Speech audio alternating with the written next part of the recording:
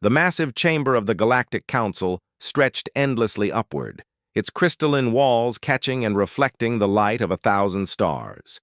Ambassador Krextal floated at the center podium, his 4 tentacles waving in what his species considered a gesture of supreme confidence.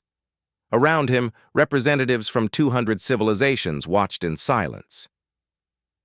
"The human colonies of the Outer Rim have fallen," Krextal announced, his voice resonating through the universal translator systems. Their pathetic resistance lasted mere cycles.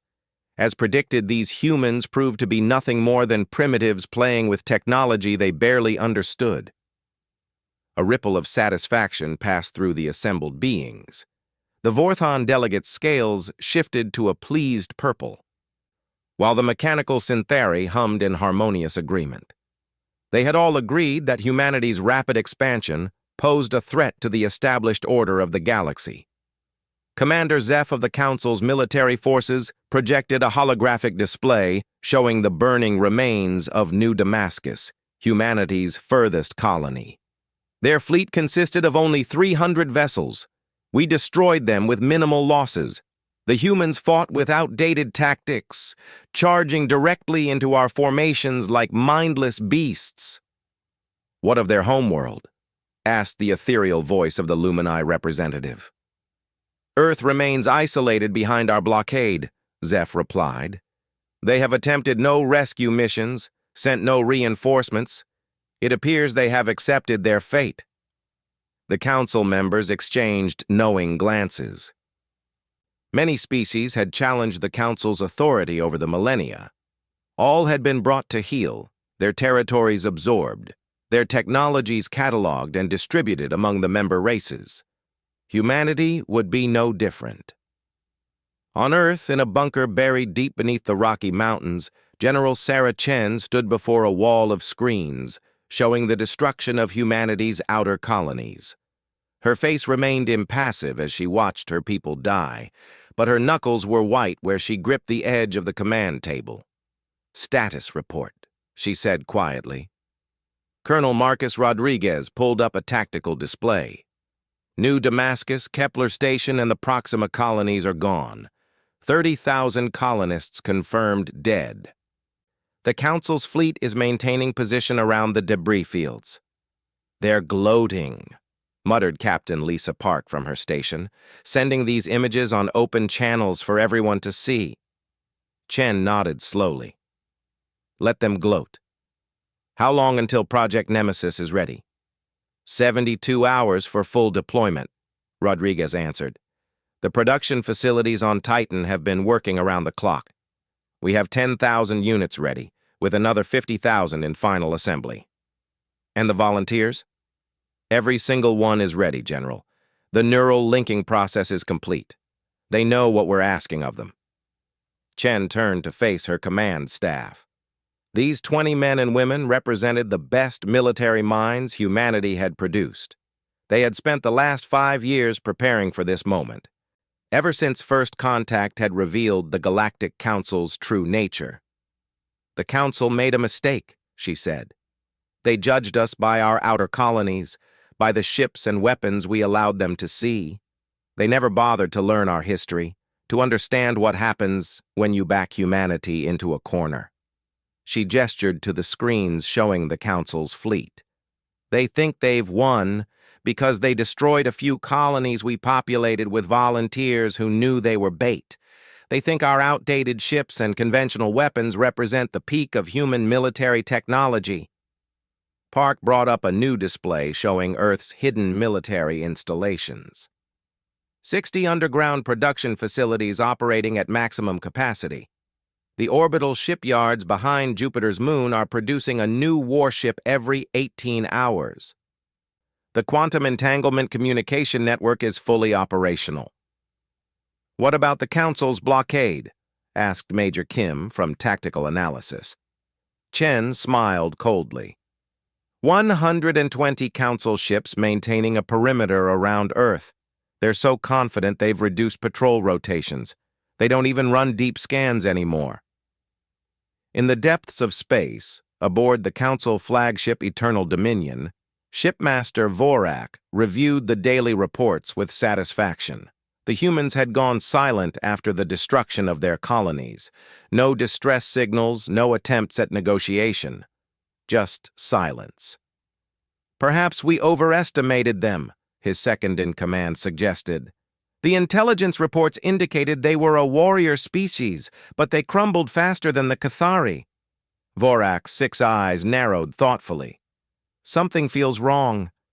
No species gives up this easily, especially not one that survived their own nuclear age and 3 planetary wars."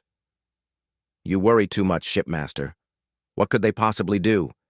We've destroyed their fleet, eliminated their colonies, and trapped them on their homeworld. Even if they had some secret weapon, how would they deploy it past our blockade?" Before Vorak could answer, alarms began screaming across the bridge. The tactical display exploded with new contacts. Not from outside the blockade, but from within it. "Impossible!" the sensor operator shrieked. "Contacts emerging from nowhere, hundreds, thousands of them." Vorak watched in growing horror as space around Earth seemed to tear open, disgorging ship after ship. But these weren't like any vessels in the Council's database. They were small, barely 50 meters long, with no visible weapons or shield generators. Just smooth, black hulls that seemed to drink in the light of nearby stars. "All ships, open fire," Vorak commanded. "Destroy them before—" He never finished the sentence. The nearest black ship suddenly pulsed with crimson light, and the Eternal Dominion's shields flickered and died. Then the small vessel accelerated impossibly fast, slamming into the flagship's hull like a guided missile. But it didn't explode. Instead, it burrowed through the armor plating like a parasite, disappearing into the ship's superstructure. Seconds later, Vorak heard the screams starting from the lower decks. Across the blockade, the scene repeated itself. Thousands of the black ships emerged from quantum tunnels, ignoring energy weapons and kinetic projectiles alike. They targeted the Council vessels with terrifying precision, burrowing into hulls and disgorging their deadly cargo. Inside the Eternal Dominion, Security Chief Hrax led a squad of warriors toward the breach point. The corridor ahead was dark, lit only by emergency strips along the floor. His thermal sensors showed nothing, but he could hear sounds, wet, tearing sounds that made his spines rattle with instinctive fear. "Movement ahead," one of his soldiers whispered. 30 meters and closing." "Weapons free," Hrax ordered. "Whatever comes around that corner, burn it." The sounds grew closer. Footsteps, but wrong somehow. Too heavy, too fast. Then silence. A figure stepped into view, and Hrax's warriors opened fire immediately. Plasma bolts and particle beams struck the intruder, but instead of vaporizing flesh, the energy seemed to be absorbed by some kind of armor. No, not armor. The figure's body itself was wrong, a fusion of human anatomy and something else. The neural-linked soldier, formerly Corporal James Martinez of the Earth Defense Force, felt no pain as the alien weapons struck his transformed body.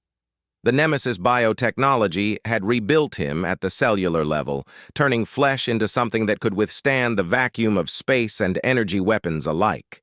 His mind, linked to the quantum network, processed tactical data from thousands of other soldiers across the enemy fleet. He moved with inhuman speed, crossing the 30 meters in less than 2 seconds. His arms, now tipped with monomolecular blades instead of hands, swept through the alien warriors like they were made of paper. Purple blood painted the walls as Hrax's squad died in seconds. Martinez didn't stop to confirm the kills. The ship's schematic, downloaded directly into his brain, showed him the fastest route to the engine core. Behind him, more Nemesis soldiers poured from the breach point, spreading through the ship like a virus. On Earth, General Chen watched the tactical display with grim satisfaction. The Council's blockade was collapsing. Half their ships were already infected, their crews being systematically eliminated by humanity's newest warriors. Message from Captain Torres on Nemesis Unit 773, Rodriguez reported. He's reached the Eternal Dominion's command deck. Shipmaster Vorak is dead. They're downloading the Council's military databases now. Good. What about the quantum beacons? 40% of enemy ships have been tagged. Once they jump back to Council space, we'll be able to track them to their home systems. Chen nodded. This was only the beginning. The Council had wanted to see human wrath. They were about to learn why humanity's history was written in blood and survival against impossible odds. Send the activation signal to the Mars facility, she ordered. It's time for Phase 2. Lieutenant David Kim floated in the transformation chamber on Mars, watching his body slowly change. The Nemesis process was voluntary. It had to be. What it did to a human being was irreversible. But when he'd seen the footage of New Damascus burning, of families he'd trained with dying in the void, the choice had been easy. Around him, 10,000 other volunteers underwent the same transformation. They were humanity's answer to alien superiority, not bigger ships or better shields, but the willingness to become something more than human to protect what remained. The biotechnology was humanity's greatest secret, developed in hidden laboratories after studying captured alien biology. The Council races had evolved naturally over millions of years. Humanity had decided to cheat. Kim felt his bones dissolving and reforming, denser than any natural material.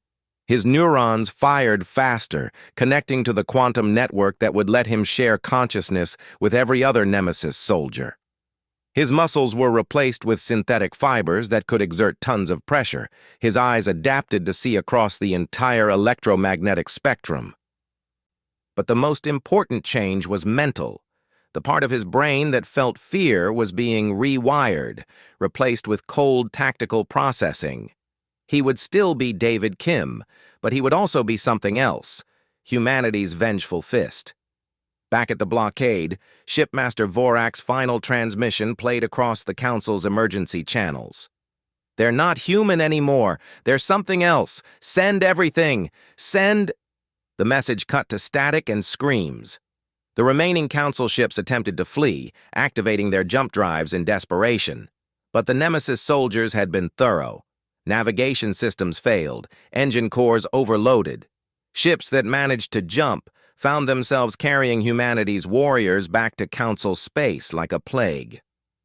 Admiral Threx of the Council Reserve Fleet received the distress calls from her position near the galactic core. The reports made no sense. Humans that couldn't be killed, that moved faster than any biological being should, that seemed to share a hive mind while retaining individual cunning. "Prepare all ships for combat," she ordered. "Whatever's happening at Earth, we stop it here." But she had no idea that Phase 2 had already begun. On Mars, the first wave of transformed soldiers boarded new ships. Not the black parasites of the initial attack, but sleek destroyers built with reverse-engineered Council technology and human innovation. Each ship carried a crew of one, a single Nemesis soldier neurally linked to every system. They didn't need life support, didn't need rest, didn't need anything but the target coordinates being transmitted from the infected Council vessels. General Chen stood in the command center as the Mars fleet launched. 100 ships, each capable of taking on a Council dreadnought. Behind them, Earth's hidden shipyards continued their work. Every hour brought new vessels, new weapons, new soldiers willing to undergo the transformation. "Message from the Council," Park reported. "They're demanding immediate cessation of hostilities." "No response," Chen ordered. "They wanted to see us as primitives, as beasts. Let them see what human beasts can do when protecting their pack." She turned to Rodriguez. "Begin evacuation of Earth's remaining civilian population to the underground cities. When the Council's main fleet arrives, I want every non-combatant safely hidden." "You think they'll come here?"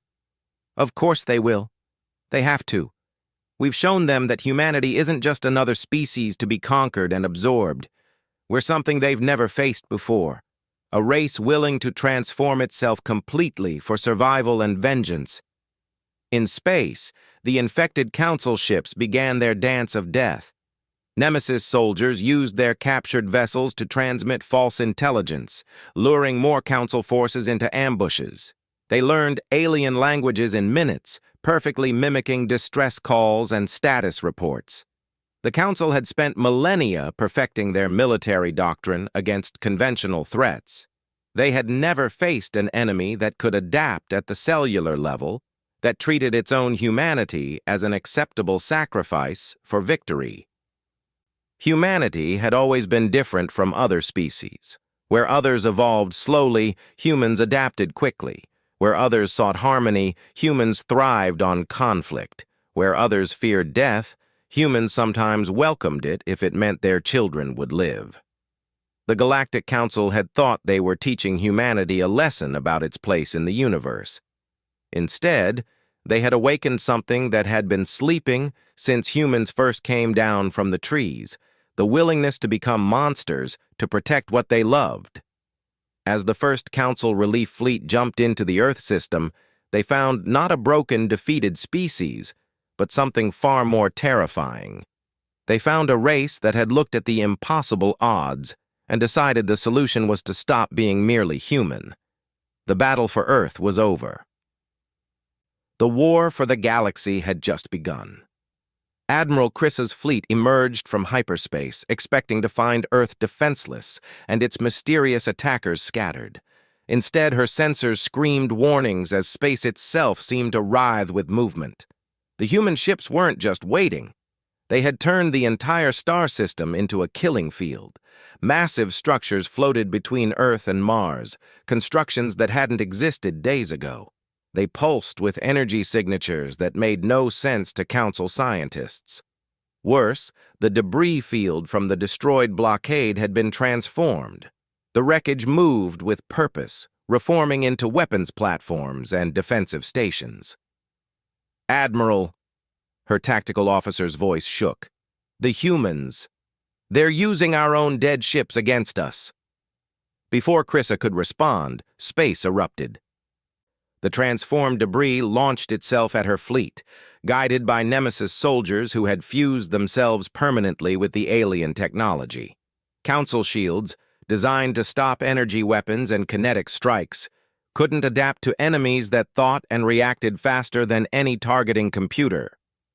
Captain Lisa Park, her body now a horrific blend of human determination and alien biotechnology, guided her commandeered Council cruiser directly into the heart of the enemy formation. Her neural link connected her to every system, every weapon, every molecule of the ship. She was no longer just piloting it. She had become it. Through her expanded consciousness, she felt the other Nemesis soldiers across the system. They moved as one organism with 1,000 independent minds. When one learned a weakness in Council shields, all knew it instantly. When one died, the others adapted to avoid the same fate. The Council fleet's coordinated volleys, perfected over millennia of warfare, meant nothing against enemies that evolved in real time. Park's ship took 17 direct hits that should have vaporized it. Instead, the Nemesis biotechnology absorbed the energy, converted it, and redirected it back at the attackers with interest. On the Council flagship, Admiral Chrissa watched her tactical display in growing horror. 20% of her fleet was gone in the first minute of combat. Her crews were reporting impossible readings. Human soldiers surviving in hard vacuum, tearing through hull plating with bare hands, moving faster than her sensors could track. "Emergency message to the Council," she ordered. "The humans have developed something beyond our understanding. Request immediate reinforcement from all member species. Priority 1 threat to galactic civilization." The communications officer's tendrils trembled. "Admiral, I can't. Something is jamming our long-range transmissions. The signal degrades the moment it leaves the system." Chris's 4 hearts sank. The humans had trapped them here, in this system that had become a nightmare of biological and technological horror. Deep beneath Olympus Mons on Mars, Dr. Elena Vasquez monitored the latest batch of Nemesis volunteers. The transformation chambers stretched for kilometers, each one containing a human being willingly surrendering their original form for something greater. Batch 7 Alpha is showing remarkable adaptation, she noted to her assistant. The integration with Vorthon biological components is exceeding projections. Her assistant, himself partially transformed, nodded. The subjects who were already military are adapting fastest, but the civilian volunteers, they're showing unexpected advantages. Vasquez pulled up the data. It was true. The soldiers transformed into perfect weapons, but the civilians, teachers, engineers, artists, they brought creativity to their new forms. A former pianist had developed the ability to interface with multiple ship systems simultaneously, playing them like an instrument. A school teacher had figured out how to use the quantum network to coordinate hundreds of Nemesis soldiers with unprecedented efficiency. Humanity's strength was never just in our warriors, Vasquez murmured. It's in our diversity, our ability to find solutions from unexpected places. An alarm chimed. Doctor, we're receiving priority traffic from Earth Command. They're requesting immediate deployment of the Prometheus Protocol. Vasquez's face paled beneath her partial transformation. Already? We haven't finished testing. General Chen's orders are clear. The Council is mobilizing their entire military. We need Prometheus online within 6 hours. In the space above Earth, the battle had become a massacre. Council ships burned and died, their crews consumed by an enemy that adapted to every weapon, every tactic. But Admiral Crissa was no fool. She had survived dozens of campaigns by knowing when to change strategy. All ships, execute starburst formation, she commanded. If we can't win through firepower, we'll win through sacrifice. Her fleet began to scatter, each ship accelerating toward different targets. Some aimed for Earth's population centers, others for Mars, still others for the mysterious structures floating between worlds. Even if most were intercepted, some would get through. General Chen watched the Council fleet's desperate maneuver from her command center. They're trying to force us to spread our defenses, classic desperation tactic. Should we pursue? Rodriguez asked. Chen shook her head. Let them come. It's time they learned the full extent of our preparations. Activate the Gaia Defense Network. Across Earth, hidden installations came online. The planet's surface rippled as massive biomechanical tendrils erupted from concealed locations. Each tendril was kilometers long, composed of the same Nemesis biotechnology that had transformed humanity's soldiers. But these were different. Where the soldiers retained human consciousness, the Gaia network was something new, a living defense system with its own primitive awareness, designed to protect Earth at any cost. Council ships approaching Earth found themselves ensnared by tendrils that moved with impossible speed. The biomechanical appendages didn't just crush ships, they absorbed them, breaking down alien technology and incorporating it into Earth's growing defense network. Commander Vex of the Council destroyer Righteous Fury screamed orders as a tendril wrapped around his ship. His weapons scored deep burns in the biomechanical flesh, but the wounds healed in seconds. The tendril contracted, and he felt his ship's hull beginning to buckle. Engineering, all power to engines, we need to break free. But it was too late. The tendril had already begun the absorption process. Vex watched in horror as the walls of his bridge began to dissolve, replaced by pulsing organic material. His crew's screams were cut short as they were pulled into the growing mass. The last thing Vex saw before his own consciousness was absorbed was Earth below, no longer blue and green but covered in a protective shell of living armor. The humans hadn't just transformed themselves, they had transformed their entire world into a weapon. On Mars, Director Vasquez initiated the Prometheus Protocol. The deepest chambers of the facility opened, revealing something that made even the Nemesis transformation look conservative. 12 volunteers lay in specialized pods, their bodies no longer recognizable as human. They had gone beyond simple biotechnological enhancement. These were humans who had chosen to become living ships. Their consciousness expanded to encompass vessels the size of Council dreadnoughts. Neural integration at 90%, a technician reported. Prometheus 1 through 12 are responding to activation sequences. Vasquez watched the readouts with a mixture of pride and horror. Each Prometheus-class being had started as a volunteer who scored off the charts in neural plasticity tests. They had given up not just their human form, but any hope of ever returning to it. In exchange, they had become something unprecedented, biological warships with human creativity and alien power. "Launch when ready," she ordered, her voice steady despite the magnitude of what they were unleashing. On Phobos, humanity's converted moon base, Captain Marcus Torres stood in what had once been his body. The Nemesis transformation had taken him further than most, his form now a hybrid of human will and captured Council biotechnology. He could survive in hard vacuum, see across all spectrums, and process information at superhuman speeds. But he still remembered being human, still remembered his daughter's laugh, his wife's smile. That memory drove him as he coordinated the defense of Mars space. "Prometheus vessels launching," his lieutenant reported, the words transmitted directly to his neural implant. "Dear God, they're beautiful." Torres turned his enhanced vision toward Mars and saw them rising, 12 shapes that defied classification. They looked organic, like massive sea creatures evolved for space. But they moved with purpose, with human will driving alien flesh. The first Prometheus, consciousness that had once been Dr. Sarah Kim, stretched her new form across kilometers of space. She felt the solar wind on her hull skin, tasted the radiation of distant stars. Her weapons weren't separate systems but part of her body, bioplasma generators that could crack moons.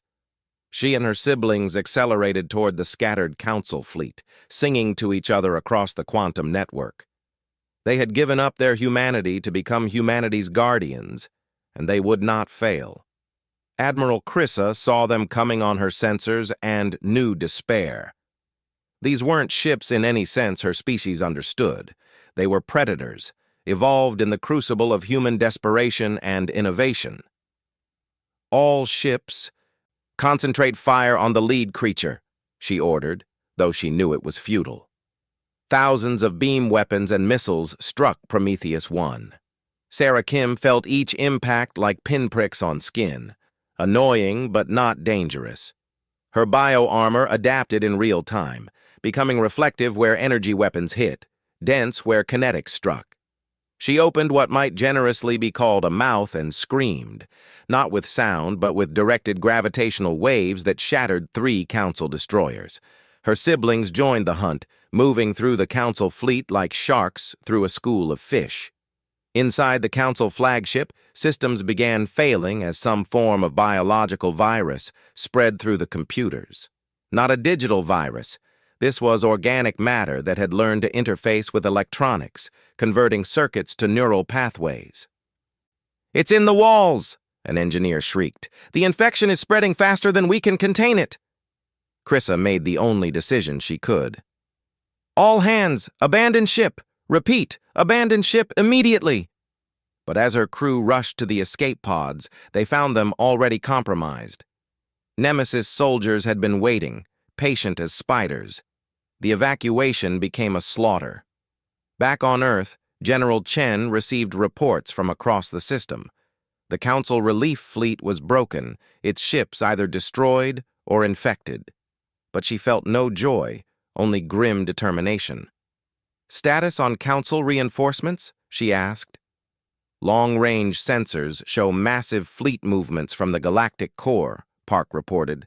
"Best estimate is over 10,000 ships from various member species. They'll be here within standard days." Chen nodded. "Then we proceed to Phase 3. Send the activation signal to the sleeper cells. Across the galaxy, on hundreds of council worlds, humans who had lived peacefully for years received the quantum-encrypted message. They had been selected for their ability to blend in, to become valuable members of alien societies, teachers, engineers, doctors, traders, all leading normal lives. Until now. Dr. James Harrison had spent 5 years on the Vorthon homeworld, working in their premier medical facility. His colleagues respected him, trusted him, which made it easier when he released the modified Nemesis virus into the water supply. It wouldn't transform the Vorthans. Their biology was too different, but it would make them sleep, deeply and peacefully, for weeks. By the time they woke, humanity's war would be over one way or another. Similar scenes played out across council space. Not attacks meant to kill, but to neutralize. Humanity had learned that genocide was not the answer. Control was. The council had thought they were dealing with primitive warriors. They hadn't understood that humans had spent their entire history perfecting the art of war. Not just the physical battle, but the preparation, the strategy, the willingness to do whatever was necessary. Ambassador Krextal, the same who had gloated over humanity's apparent defeat, huddled in an emergency bunker beneath the council chambers. Reports flooded in from across known space, human infiltrators revealing themselves, human technology that defied understanding, human will that refused to break. "How?" he whispered to his aides. "How did we miss this?" His security chief, one of the few who had argued against attacking humanity, answered grimly. "We saw what we expected to see. Primitive ships, conventional weapons, standard defensive doctrines. We never asked why a species that had survived its own nuclear age would show us such weakness." It was bait, Krextal realized. The outer colonies, the outdated fleet, all bait to make us commit. Above Earth, the Prometheus beings had finished with Admiral Chris's fleet. They turned their attention outward, sensing the approaching armada through gravitational ripples in space-time itself. Sarah Kim, her consciousness now distributed across a body the size of a city, communed with her siblings. They had become something beyond human or alien, a new form of life born from humanity's refusal to accept extinction. Through the quantum network, she felt the pulse of transformed humanity. Nemesis soldiers on 1,000 infected ships, sleeper agents on council worlds, the Gaia network embracing Earth, Mars's factories producing new horrors every hour. General Chen's voice reached her through the link. "Prometheus Flight, you are authorized for deep space engagement.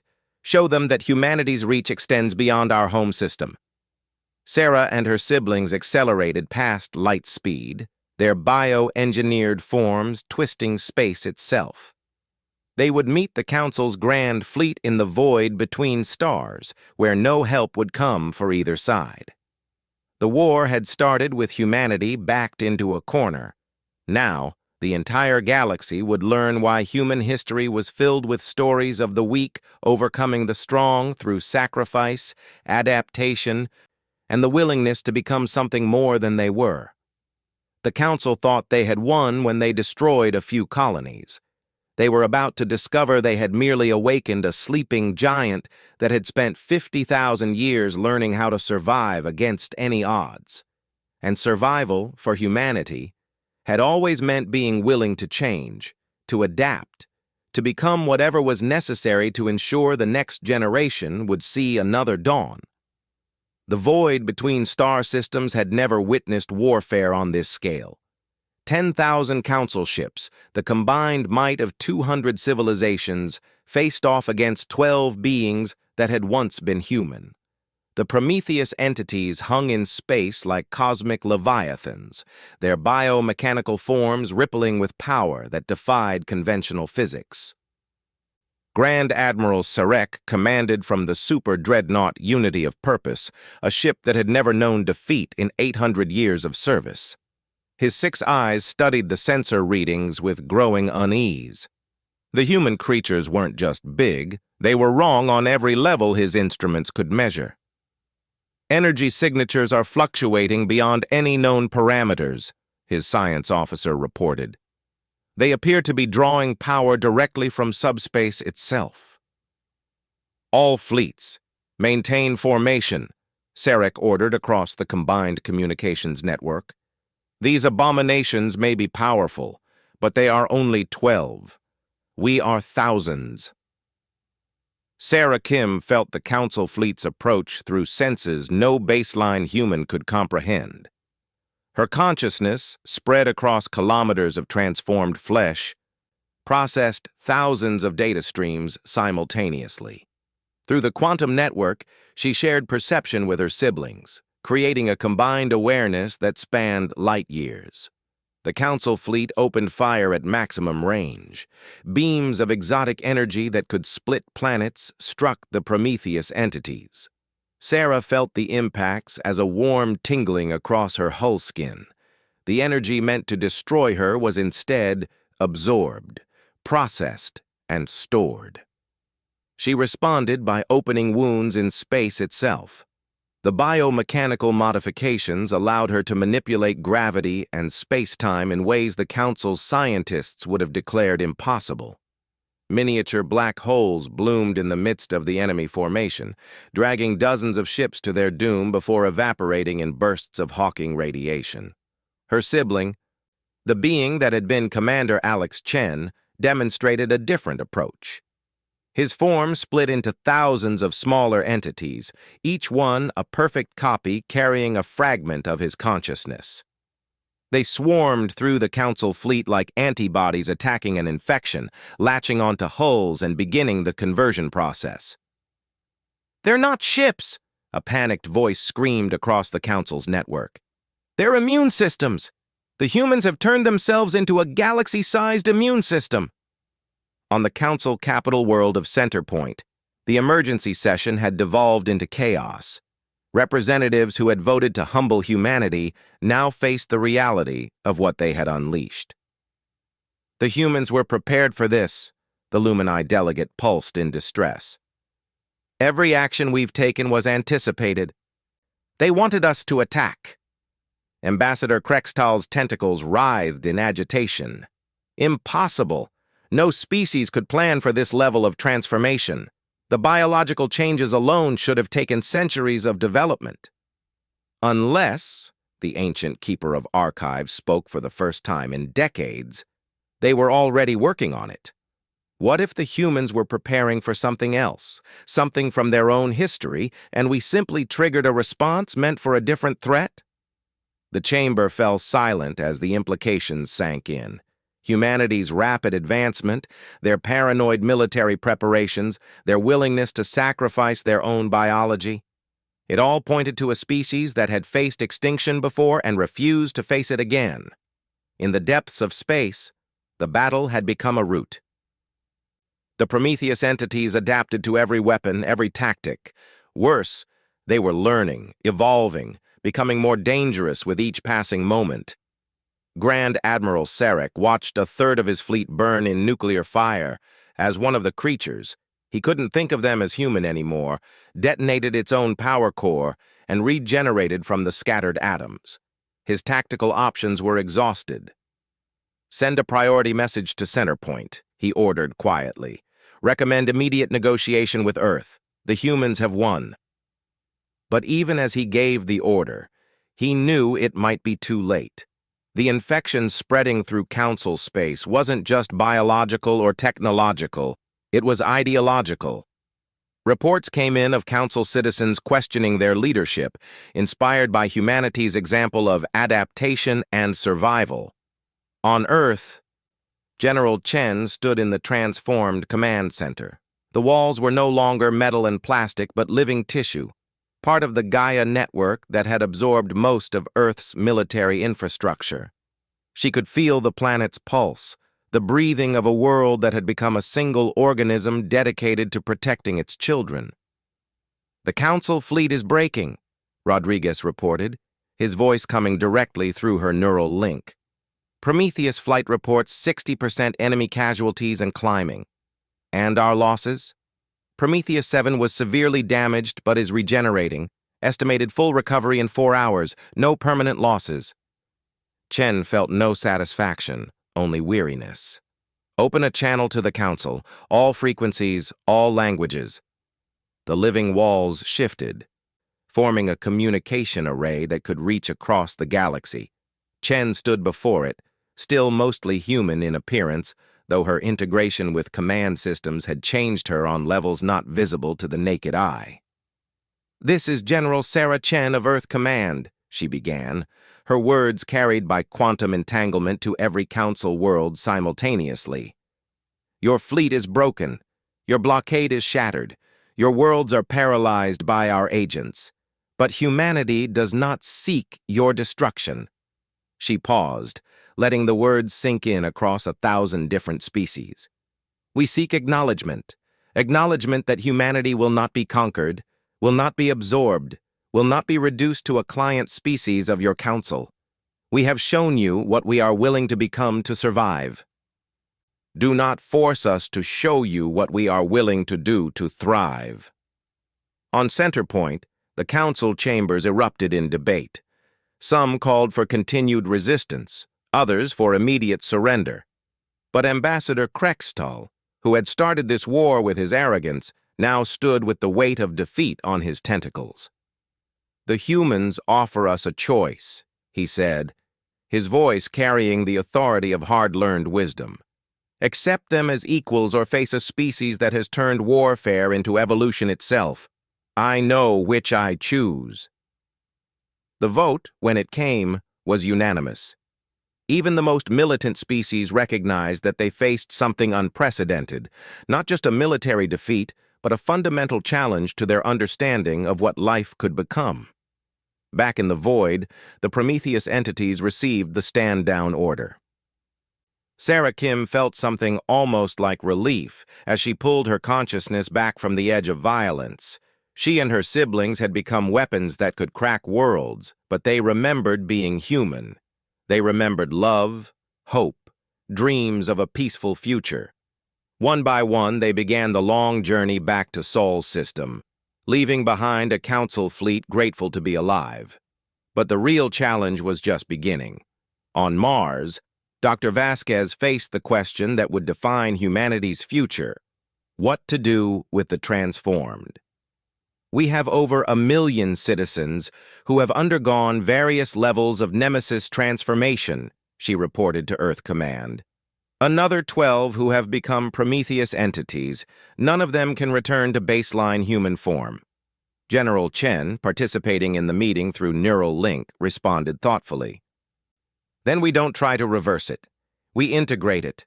Humanity has always been about diversity. Now we add a new branch to our family tree."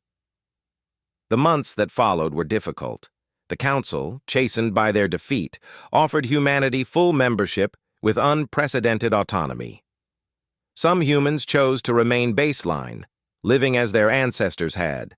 Others embraced the transformations, becoming something new while retaining their essential humanity. The Prometheus entities found purpose as guardians, patrolling the space between stars. Their existence served as both protection and reminder.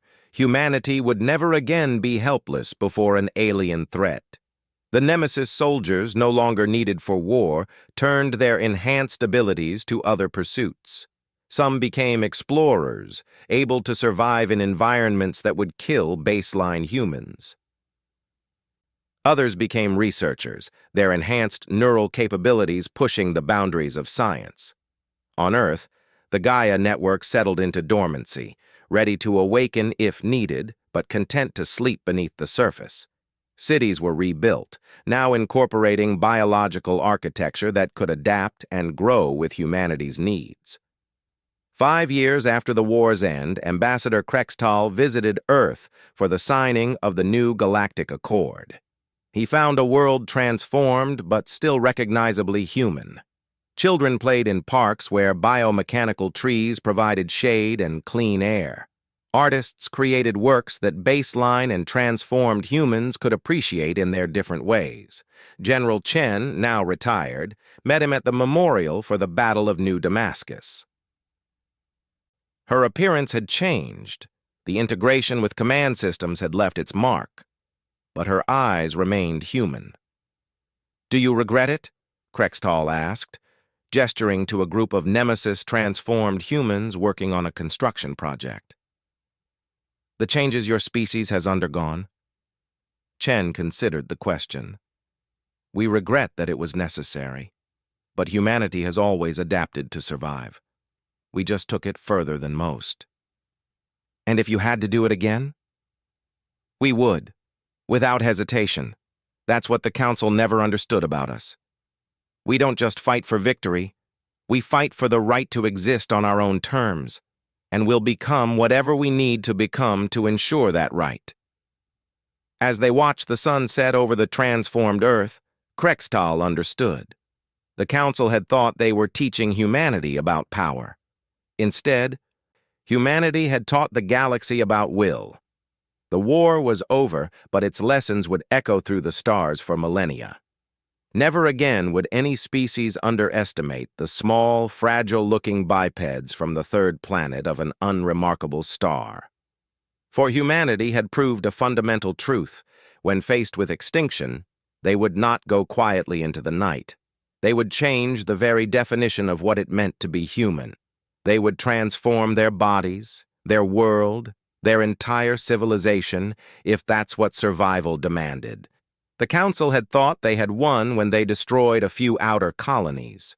They had instead awakened a species that treated evolution not as a slow, natural process, but as a weapon to be wielded with terrible purpose. Now, as humanity took its place among the stars, the galaxy watched with a mixture of respect and fear.